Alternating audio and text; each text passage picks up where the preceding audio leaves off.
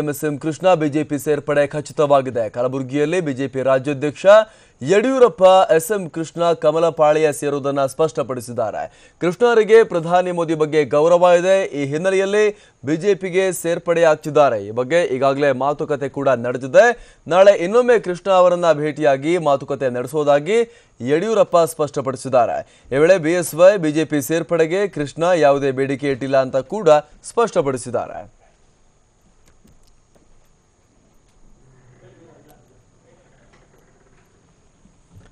ಕಲಬುರಗಿಯಲ್ಲಿ ಮಾತನಾಡಿರುವಂತಹ ಯಡಿಯೂರಪ್ಪ ಈ ರೀತಿಯಾಗಿ ಸ್ಪಷ್ಟೀಕರಣವನ್ನು ಕೊಟ್ಟಿರುವಂತದ್ದು.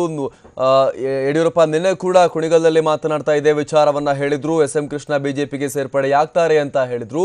ಇವತ್ತು ಮತ್ತೊಮ್ಮೆ ಯಡಿಯೂರಪ್ಪ ಈ ಮಾತನ್ನ ಪುನರುಚ್ಚಾರ ಮಾಡಿದ್ದಾರೆ. ಈ ಮೂಲಕ ಎಸ್ಎಂ ಕೃಷ್ಣ ಅವರ ಮುಂದಿನ ರಾಜಕೀಯ ನಡೆ ಏನು ಅನ್ನೋದನ್ನ ಬಹುತೇಕ ಸ್ಪಷ್ಟಪಡಿಸುವಂತ ಕೆಲಸವನ್ನ ಮಾಡಿದ್ದಾರೆ. ಆದರೆ ಇದುವರೆಗೂ ಕೂಡ ಎಸ್ಎಂ ಕೃಷ್ಣ ಅವರ ಕಡೆಯಿಂದ ಇದುವರೆಗೂ ಕೂಡ ಅಧಿಕೃತವಾಗಿ ಈ ಬಗ್ಗೆ ಯಾವುದೇ ರೀತಿಯ ಸ್ಪಷ್ಟವಾದಂತಹ ನಿಲುವು ಹೊರಬಂದಿಲ್ಲ. ಆದರೆ ಯಡಿಯೂರಪ್ಪ ಮಾತನ್ನ ನೋಡ್ತಾ ಇದ್ರೆ ಈಗಾಗಲೇ ಮಾತುಕತೆ ನಡೆದಿದೆ. ನಿರಂತರವಾಗಿ ನಾಯಕರು ಸಂಪರ್ಕದಲ್ಲೇ ಇದ್ದಾರೆ. ಮೋದಿ ಬಗ್ಗೆ ಗೌರವದಿಂದ ಬಿಜೆಪಿಗೆ ಬರ್ತಾ ಇದ್ದಾರೆ.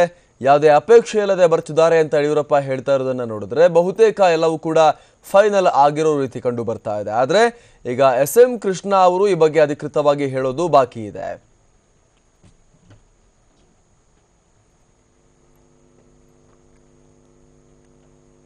ವಾತಾವರಣ ನಮ್ಮ ನಿರೀಕ್ಷೆ ಮೀರಿ ಚೆನ್ನಾಗಿದೆ. ಮತ್ತೆ ರೆವಿನ್ಯೂ ಸಚಿವರಾಗಿದ್ದಂಥ ಶ್ರೀನಿವಾಸ್ ಪ್ರಸಾದ್ ಅವರು ಬಿಜೆಪಿ ಸೇರ್ಪಡೆ, ಬಹುಪಾಲು ಎಸ್ಎಂ ಕೃಷ್ಣ ಅವರು ಸಹ ಬಿಜೆಪಿ ಸೇರ್ಪಡೆ ಆಗುವಂಥದ್ದು, ಇವೆರಡೂ ಸಹ ನಮಗೆ ದೊಡ್ಡ ಶಕ್ತಿಯನ್ನು ಕೊಟ್ಟಂತಾಗುತ್ತೆ. ಮಾತಾಡಿದ್ದೇವೆ, ಆಲ್ಮೋಸ್ಟ್ ಒಪ್ಕೊಂಡಿದ್ದಾರೆ. ಇನ್ನೊಂದು ಸುತ್ತ ಮಾತಾಡಬೇಕು. ನನ್ನ ಸ್ವಾಭಿಮಾನಕ್ಕೆ ಧಕ್ಕೆ ಆಗಿ ನಾನು ರಾಜೀನಾಮೆ ಕೊಟ್ಟು ಹೊರಬಂದಿದ್ದೇನೆ ಅನ್ನೋ ಮಾತನ್ನು ಹೇಳಿದ್ದಾರೆ. ಈಗಾಗಲೇ ಎಲ್ಲ ಸ್ಥಾನಮಾನಗಳನ್ನ ಅನುಭವಿಸ್ತಂಥವ್ರು ಅವರು. ಯಾವುದೇ ಅಪೇಕ್ಷೆಗಳು ಅವ್ರಿಗಿಲ್ಲ. ಮೋದಿಯವರು ಈ ನೋಟ್ ರದ್ದತಿ ಆದಮೇಲೆ ಅವರೇ ದೂರವಾಣಿ ಮೂಲಕ ಮೋದಿಯವ್ರನ್ನ ಸಂಪರ್ಕ ಮಾಡಿದರು, ಮಾತುಕತೆ ಆಡಿದ್ದಾರೆ. ಅವ್ರಿಗೆ ಮೋದಿಯವರ ಬಗ್ಗೆ ಅಪಾರವಾದ ಗೌರವ ಇದೆ. ಸೊ ಈ ಮೋದಿ ನೇತೃತ್ವದ ಸರ್ಕಾರ ದೇಶಕ್ಕೆ ಒಳ್ಳೇದು ಮಾಡುತ್ತೆ ಅನ್ನುವಂಥ ಅದಮ್ಯವಾದಂಥ ಒಂದು ವಿಶ್ವಾಸ ಅವ್ರಿಗೆ. ಆ ಹಿನ್ನೆಲೆಯಲ್ಲಿ ಬಿಜೆಪಿಗೆ ಬರೋದ್ರ ಬಗ್ಗೆ ಮಾತುಕತೆ ನಡೀತಾ ಇದೆ. ಇಲ್ಲ, ಆ ಥರ ಅವ್ರು ಏನೂ ಅಪೇಕ್ಷೆ ಪಟ್ಟಿಲ್ಲ. ನಾನು ನಿಮ್ಮ ಹತ್ರ ಏನು ಮುಚ್ಚುಮರೆ ಮಾಡೋದೇನಿದೆ. ರಾಜ್ಯದ ಜನ ಎಸ್ಎಂ ಕೃಷ್ಣ ಅವ್ರ ಬಗ್ಗೆ ಅವ್ರದ್ದೇ ಆದಂಥ ಒಂದು ಗೌರವವನ್ನು ಇಟ್ಕೊಂಡಿದ್ದಾರೆ. ಮತ್ತೀಗಾಗಲೇ ಆ ಮಂಡ್ಯ, ಮೈಸೂರು, ಚಾಮರಾಜನಗರ ಭಾಗದಲ್ಲಿ ಅನೇಕ ಜನ ಕಾಂಗ್ರೆಸ್ ಮುಖಂಡರು ಸಹ ಕೃಷ್ಣ ಅವ್ರ ಜೊತೆ ಕಾಂಗ್ರೆಸ್ ಪಕ್ಷ ಬಿಡೋದಕ್ಕೆ ಸಾಲಾಗಿ ನಿಂತಿದ್ದಾರೆ. ಈ ಮೂಲಕ ಎಸ್ಎಂ ಕೃಷ್ಣ ಬಿಜೆಪಿಗೆ ಹೋಗುವಂಥದ್ದು ಬಹುತೇಕ ಇಲ್ಲಿ ಖಚಿತವಾಗ್ತಾ ಇದೆ. ಒಂದು ಕಡೆ ಶ್ರೀನಿವಾಸ ಪ್ರಸಾದ್ ಅವರು ಕೂಡ ಬಿಜೆಪಿಗೆ ಜಾಯ್ನ್ ಆಗಿ ಈಗ ಕಂಟೆಸ್ಟ್ ಮಾಡ್ತಾ ಇರುವಂಥದ್ದು, ಮತ್ತೊಂದು ಕಡೆ ಎಸ್ಎಂ ಕೃಷ್ಣ ಅವರು ಕೂಡ ಬಿಜೆಪಿ ಕಡೆ ಮುಖ ಮಾಡಿದ್ದಾರೆ ಅನ್ನುವಂಥದ್ದು ಯಡಿಯೂರಪ್ಪ ಅವರ ಮಾತುಗಳನ್ನು ಕೇಳ್ತಾ ಇದ್ರೆ ಇಲ್ಲಿ ಬಹುತೇಕ ಸ್ಪಷ್ಟ ಆಗ್ತಾ ಇದೆ. ಹಾಗೆ ಇನ್ನೂ ಸಾಕಷ್ಟು ಕಾಂಗ್ರೆಸ್ನ ನಾಯಕರುಗಳು ಅಸಮಾಧಾನ ಹೊಂದಿದ್ದಾರೆ. ಅವರು ಕೂಡ ಬಿಜೆಪಿಗೆ ಸೇರೋಕೆ ರೆಡಿ ಇದ್ದಾರೆ ಅನ್ನುವಂಥ ಮಾತುಗಳನ್ನು ಈ ಹಿಂದೆಯಿಂದ ಕೂಡ ಬಹಳ ಸಲ ಯಡಿಯೂರಪ್ಪ ಹೇಳ್ತಾ ಬಂದಿದ್ರು. ಎಸ್ಎಂ ಕೃಷ್ಣ ಅವರು ಎಲ್ಲಿಗೆ ಹೋಗ್ತಾರೋ ನಾವು ಅಲ್ಲಿಗೆ ಹೋಗ್ತೀವಿ ಅಂತ ಪ್ರಕಾಶ್ ಹುಕ್ಕೇರಿ ಆದಿಯಾಗಿ ಸಾಕಷ್ಟು ಕಾಂಗ್ರೆಸ್ ನಾಯಕರು ಕೂಡ ಹೇಳಿಕೆಯನ್ನ ಕೊಟ್ಟಿದ್ರು. ಈಗ ಆಲ್ರೆಡಿ ಹಲವಾರು ನಾಯಕರು ಬಹಿರಂಗವಾಗಿ ಕೂಡ ಹೇಳಿಕೆಯನ್ನು ಕೊಟ್ಟಿದ್ದಾರೆ. ಹಾಗಾಗಿ ಎಸ್ಎಂ ಕೃಷ್ಣ ಅವರು ಬಿಜೆಪಿಗೆ ಹೋದರೆ ಮುಂದೆ ಅದು ಯಾವ ರೀತಿ ಪರಿಣಾಮ ಬೀರುತ್ತೆ ಕಾಂಗ್ರೆಸ್ ಮೇಲೆ ಹಾಗೂ ರಾಜ್ಯ ರಾಜಕೀಯದ ಮೇಲೆ ಅನ್ನುವಂಥದ್ದು ಇಲ್ಲಿರುವಂತಹ ದೊಡ್ಡ ಸವಾಲು.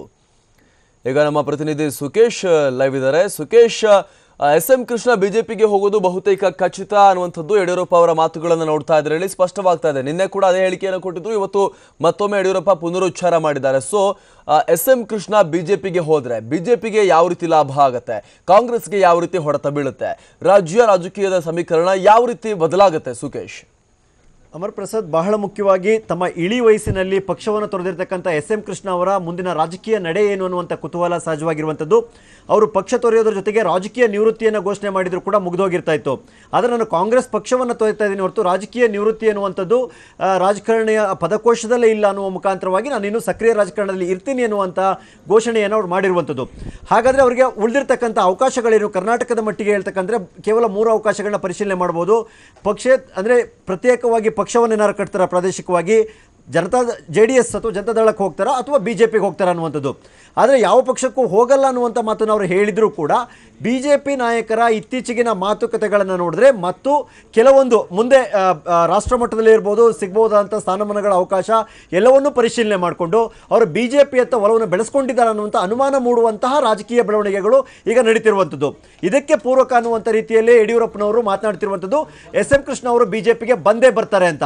ಇದು BJP ಮತ್ತು ಯಡಿಯೂರಪ್ಪ ಹೇಳ್ತಕ್ಕಂಥದ್ದು. ಜೊತೆಗೆ ನಾಳೆ ನಾನು ಅವರ ಭೇಟಿಯಾಗಿ ಕೂಡ ಮಾತುಕತೆಯನ್ನು ನಡೆಸ್ತೀನಿ, ನರೇಂದ್ರ ಮೋದಿ ಅವರ ಬಗ್ಗೆ ಅಭಿಮಾನವನ್ನು ಬಿಟ್ಟು ಅವರು BJPಗೆ ಬರಲಿಕ್ಕೆ ಸಿದ್ಧರಿದ್ದಾರೆ ಅನ್ನುವಂಥ ಮಾತನ್ನು ಹೇಳುವ ಮುಖಾಂತರವಾಗಿ ಕೇವಲ ರಾಜ್ಯ ಮಟ್ಟದ ನಾಯಕರಲ್ಲ BJP ಹೈಕಮಾಂಡ್ ಲೆವೆಲಲ್ಲೂ SM ಕೃಷ್ಣ ಸಂಪರ್ಕದಲ್ಲಿದ್ದಾರೆ ಎನ್ನುವಂಥ ಮೆಸೇಜನ್ನು ಪಾಸ್ ಮಾಡುವ ಪ್ರಯತ್ನವನ್ನು ಯಡಿಯೂರಪ್ಪನವರು ಮಾಡ್ತಾ ಇದ್ದಾರೆ. ಆದರೆ SM ಕೃಷ್ಣ ಅವರು ಇದುವರೆಗೂ ಕೂಡ ಯಾವುದೇ ರೀತಿಯ ಗುಟ್ಟನ್ನು ಬಿಟ್ಟುಕೊಟ್ಟಿಲ್ಲ. ಆದರೆ ಒಂದಂತೂ ಸ್ಪಷ್ಟ, SM ಕೃಷ್ಣ ಅವರ ಪ್ರಭಾವ ಇರತಕ್ಕಂಥ 7-8 ಜಿಲ್ಲೆಗಳು ಇರುತ್ತವೆ, ಹಳೆ ಮೈಸೂರು ಭಾಗದ ಜಿಲ್ಲೆಗಳು. ಅಲ್ಲಿ ಕಾಂಗ್ರೆಸ್ ಮತ್ತು JDS ನಡುವೆ ಗೆಲುವಿಗಾಗಿ ಪೈಪೋಟಿ ಇರ್ತಕ್ಕಂಥ ಜಿಲ್ಲೆಗಳವು. ಅಂದರೆ BJPಗೆ ಹೇಳಿಕೊಳ್ತಕ್ಕಂಥ ನೆಲೆ ಇಲ್ಲ. ಒಕ್ಕಲಿಗ ಸಮುದಾಯದ ನಡುವೆ SM ಕೃಷ್ಣರವರು ಮಾಸ್ ಲೀಡರ್ ಆಗಿ ಬೆಳೆದಿದ್ರು ಕೂಡ ಅವರ ರಾಜಕೀಯವಾಗಿ ಬೇರೆಯವ್ರನ್ನ ಗೆಲ್ಲಿಸ್ತಕ್ಕಂಥ ಟಿಕೆಟ್ ಕೊಡಿಸ್ತಕ್ಕಂಥ ಸಾಮರ್ಥ್ಯ ಇರ್ತಕ್ಕಂಥದ್ದು ಹಳೆ ಮೈಸೂರು ಭಾಗದ ಕೆಲವು ಸೀಮಿತ ಜಿಲ್ಲೆಗಳಲ್ಲಿ ಮಾತ್ರ. ಆ ಜಿಲ್ಲೆಗಳಲ್ಲಿ BJP ಸಂಪೂರ್ಣವಾಗಿ ನೆಲ ಕಚ್ಚಿರ್ತಕ್ಕಂಥ ಜಿಲ್ಲೆಗಳಾಗಿರೋದ್ರಿಂದ ಸಹಜವಾಗಿ SM ಕೃಷ್ಣ ಅವರು BJPಗೆ ಹೋದರೆ ಆ ಭಾಗದಲ್ಲಿ ಸ್ವಲ್ಪ ಮಟ್ಟಿಗಿನ ಬಲ BJPಗೆ ಬರ್ಬೋದು. ಆದರೆ ಆ ಬಲ ಅಭ್ಯರ್ಥಿಯನ್ನು ಗೆಲ್ಲಿಸುವ ಮಟ್ಟಕ್ಕೆ ತಂದು ನಿಲ್ಲಿಸುತ್ತಾ ಅನ್ನುವಂಥದ್ದು ಕೂಡ ಅಷ್ಟೇ ಮುಖ್ಯವಾದ ಪ್ರಶ್ನೆ ಆಗುತ್ತೆ. ಅದು ರಾಜಕೀಯ ಲೆಕ್ಕಾಚಾರ ಏನಿದ್ರು ಚುನಾವಣೆ ಸಂದರ್ಭದಲ್ಲಿ ನಡೆಯಕ್ಕಂಥ ಲೆಕ್ಕಾಚಾರ. ಅದನ್ನು ಹೊರತುಪಡಿಸಿ ಹೇಳೋದಾದರೂ ಕೂಡ ಕೇವಲ ಅಷ್ಟಕ್ಕೆ ಸೀಮಿತವಾಗದೆ ಯಾವ ಒಂದು ಆಕಾಂಕ್ಷೆಯನ್ನು ಇಟ್ಟುಕೊಂಡು SM ಕೃಷ್ಣ ಅವರು BJPಯನ್ನು ಸೇರೋಕ್ಕೆ ಮುಂದಾಗ್ತಾರೆ ಅನ್ನುವಂಥದ್ದು ಕೂಡ ಪ್ರಶ್ನೆ ಆಗುತ್ತೆ. ಆದರೆ ಇವೆಲ್ಲವೂ ಕೂಡ ಅಂತಿಮವಾಗುವಂಥದ್ದು, ಅಂತಿಮವಾದ ತೀರ್ಮಾನಕ್ಕೆ ಬರ್ತಕ್ಕಂಥದ್ದು SM ಕೃಷ್ಣ ಅವರು ಘೋಷಣೆಯನ್ನು ಮಾಡಿದ ನಂತರ ನಾನು BJPಗೆ ಹೋಗ್ತಾ ಇದ್ದೀನಿ ಹೌದು, ಅಥವಾ ಈ ದಿನಾಂಕದಂದು ಸೇರ್ಪಡೆ ಆಗ್ತೀನಿ, ಅಥವಾ ಈ ದಿನಾಂಕ ನಿಗದಿ ಆಗಿದೆ ಅಂತ BJPಯವರು ಘೋಷಣೆ ಮಾಡುವವರೆಗೂ ಅಲ್ಲೂವರೆಗೂ ಕೂಡ ಎಲ್ಲವೂ ಕೂಡ ಅಂತೆಕಂತೆಗಳು ಊಹಾಪೋಹಗಳಾಗಿದ್ದರೂ ಕೂಡ BJP ನಾಯಕರು ಇಷ್ಟು ಸ್ಪಷ್ಟವಾಗಿ ಹೇಳ್ತಾ ಇದ್ದಾರೆ ಅಂದರೆ ಎಲ್ಲೋ ಒಂದು ಕಡೆ ಯಾವುದೋ ಹಂತದ ಮಾತುಕತೆ ನಡೆದಿದೆ ಅನ್ನೋದ್ರಲ್ಲೂ ಅನುಮಾನ ಇಲ್ಲ. ಯಾಕಂದರೆ ಬೆಂಕಿ ಇಲ್ಲದೆ ಹೊಗೆಯಾಡುವ ಸಾಧ್ಯತೆ ಇಲ್ಲ. ಆದರೆ ಎಲ್ಲವೂ ಅಂತಿಮವಾಗುವಂಥದ್ದು SM ಕೃಷ್ಣ ಅವರು ಅಧಿಕೃತವಾಗಿ ಘೋಷಣೆಯನ್ನು ಮಾಡಿಕೊಂಡ ನಂತರವಷ್ಟೇ ಅಂತ ಹೇಳ್ಬೋದು. ಅಮರ್ ಪ್ರಸಾದ್, ಧನ್ಯವಾದ ಸುಕೇಶ್.